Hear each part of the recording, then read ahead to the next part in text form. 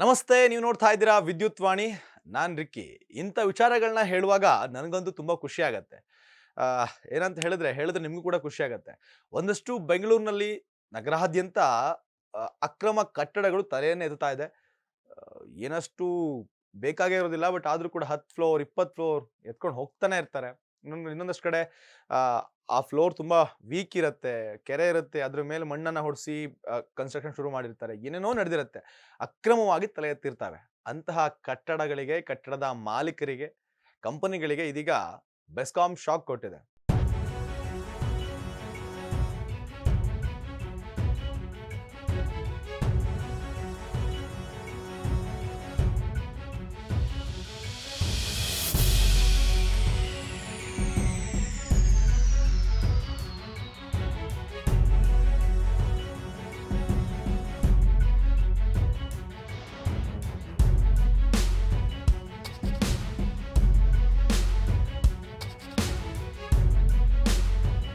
ನಿಮ್ಮ ಬಿಲ್ಡಿಂಗ್ಸ್‌ಗಳಿಗೆ ಸಪ್ಲೈ ಆಗ್ತಿರುವಂತಹ ತಾತ್ಕಾಲಿಕ ಕರೆಂಟ್ ಆಗಿರಬಹುದು, ಪವರ್ ಆಗಿರಬಹುದು ಅಥವಾ ಇನ್ಯಾವುದೇ ಪವರ್ ಆಗಿರಬಹುದು, ಕಟ್ ಮಾಡಲಾಗತ್ತೆ, ಕಟ್ ಮಾಡಲಾಗತ್ತೆ ಅನ್ನುವಂತಹ ಖಡಕ್ ಎಚ್ಚರಿಕೆನ ಇದೀಗ ಬೆಸ್ಕಾಂ ಕೊಟ್ಟಿರುವಂತದ್ದು. ಎಸ್ ಬಿಬಿಎಂಪಿ, ಕೆಲವು ಪ್ರಾಧಿಕಾರಗಳು, ಪಂಚಾಯತ್ ರಾಜ್ ಇಲಾಖೆ, ಹಾಗೆ ಬೃಹತ್ ಬೆಂಗಳೂರು ಮಹಾನಗರ ಪಾಲಿಕೆ ಬಿಬಿಎಂಪಿ. ಸೊ ಇವುಗಳು ಏನಾದ್ರೂ ಕಂಪ್ಲೇಂಟ್ ಅನ್ನ ಮಾಡಿದ್ರೆ, ಇನ್ ದ ಸೆನ್ಸ್ ಲಿಖಿತ ರೂಪದಲ್ಲಿ ಕಂಪ್ಲೇಂಟ್ ಅನ್ನ ಮಾಡಿದ್ರೆ ಬೆಸ್ಕಾಂಗೆ, ಸೊ ಆ ಬಿಲ್ಡಿಂಗ್ ಗಳಿಗೆ ಕನೆಕ್ಷನ್ಸ್ ಅನ್ನ ಕಟ್ ಮಾಡಲಾಗತ್ತೆ. ತುಂಬಾ ಒಳ್ಳೆ ಯೋಚನೆ ಅಂತ ಹೇಳ್ಬೋದಾಗಿದೆ. ಯಾಕಂತ ಹೇಳಿದ್ರೆ ಯಾರೊಬ್ಬ ಇಂಜಿನಿಯರ್ ಅಥವಾ ಯಾರೊಬ್ಬ ಕಾಂಟ್ರಾಕ್ಟ್ರೋ ಅಥವಾ ಮೇಸ್ತ್ರಿನೋ ಯಾರೋ ಒಬ್ಬ ಅಲ್ಲಿ ಬಿಲ್ಡಿಂಗ್ ಅನ್ನ ಕಟ್ಟಿ ಹೋಗ್ಬಿಡ್ತಾರೆ. ಅದ್ ನಾಳೆ ಸಮಸ್ಯೆ ಆಯ್ತು ಅಂದಾಗ ಅಲ್ಲಿನ ಅಕ್ಕಪಕ್ಕ ಜನರು ಇರ್ತಾರಲ್ವಾ. ಎಕ್ಸಾಂಪಲ್ ಗೊತ್ತಿರ್ಬೋದು ನಿಮ್ಗೆ, ಇವಾಗ ಬಾಬುಸಾಪಾಳ್ಯದಲ್ಲಿ ಸುಮಾರು 9 ಜನ ಸಾವನ್ನಪ್ತಾರೆ. 9 ಜನ ಕಾರ್ಮಿಕರು, ಕಟ್ಟಡ ಕಾರ್ಮಿಕರು ಸಾವನ್ನಪ್ತಾರೆ. ಅದು ಕೂಡ ಲೋಕಾಯುಕ್ತದ ತನಿಖೆಯಲ್ಲಿ ಇದೆ.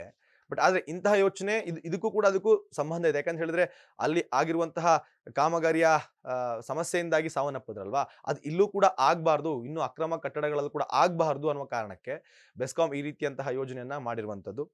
ಇನ್ನು ಅಲ್ಲಿನ ಸುತ್ತಮುತ್ತ ಇರುವಂತಹ ಬಿಬಿಎಂಪಿ, ಕೆಲವು ಪ್ರಾಧಿಕಾರಗಳು, ಪಂಚಾಯತ್ ರಾಜ್ಗಳು, ಇವುಗಳು ಅಲ್ಲಿನ ಹತ್ತಿರದಲ್ಲಿರೋ ಬೆಸ್ಕಾಂಗೆ ಕಂಪ್ಲೇಂಟ್ ಮುಖೇನ ಲಿಖಿತ ರೂಪದಲ್ಲಿ ನೋಟಿಸ್ ಅನ್ನ ಕೊಟ್ರೆ, ಇಲ್ಲೊಂದು ಅಕ್ರಮ ಬಿಲ್ಡಿಂಗ್ ಇದೆ, ಸೊ ಇಲ್ಲಿ ಇದು ಆಗ್ಬಾರ್ದು ಅಂತ ಹೇಳಿದ್ರೆ ಅವ್ರಿಗೆ ನೋಟಿಸ್ ಅನ್ನ ಕಳಿಸ್ತಾರೆ. ನೋಟಿಸ್ ಕಳಿಸಿ 7 ದಿನದ ಒಳಗೆ 7 ದಿನದ ಒಳಗೆ ಎಲ್ಲವೂ ಲೀಗಲಿ ಪ್ರೂವ್ ಆದ್ರೆ, ಇದು ಅಕ್ರಮ ಅಂತ ಪ್ರೂವ್ ಆದ್ರೆ ಅಲ್ಲಿನ ಕರೆಂಟ್ ಕಟ್ ಮಾಡ್ತಾರೆ.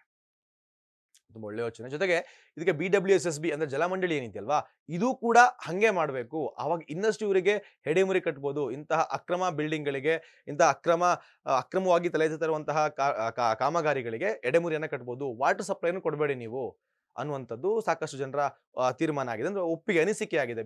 BWSSBನೂ ಹಂಗೆ ಆದ್ರೆ ಇದನ್ನ ಬೆಸ್ಕಾಮು ಕೂಡ ಕನೆಕ್ಷನ್ಸ್ ಕಟ್ ಮಾಡಿದ್ರೆ ಅವ್ರು ಬಿಲ್ಡಿಂಗ್ ಮಾಡಿ ಏನ್ ಮಾಡ್ತಾರೆ? ಕರೆಂಟ್ ಎಲ್ಲಿಂದ ತಂದು ಹಾಕೋತಾರೆ?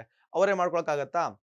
ಒಂದಷ್ಟು ಆ ಕಟ್ ಆಗ್ದಂಗೆ ಆಗತ್ತೆ. ಸೊ ಅಂತ ಬಿಲ್ಡಿಂಗ್‌ಗಳು ತಡೆಗಟ್ಟಬಹುದು. ಅಕ್ರಮವಾಗಿ ತಲೆ ಎತ್ತುವಂತಹ ಬಿಲ್ಡಿಂಗ್‌ಗಳನ್ನ ಕಟ್ ಮಾಡಬಹುದು ಅನ್ನೋ ಕಾರಣಕ್ಕೆ ಸಾಕಷ್ಟು ಒಳ್ಳೆ ಯೋಚನೆ ಆಗಿದೆ. ಸೊ ಬೆಸ್ಕಾಂ ಕೂಡ ಒಂದು ಒಳ್ಳೆ ತೀರ್ಮಾನವನ್ನು ತೆಗೆದುಕೊಂಡಿದೆ. ಜೊತೆಗೆ BWSSBನೂ ತಗೊಂಡ್ರೆ ತುಂಬಾ ಒಳ್ಳೆ ಯೋಚನೆ ಆಗತ್ತೆ.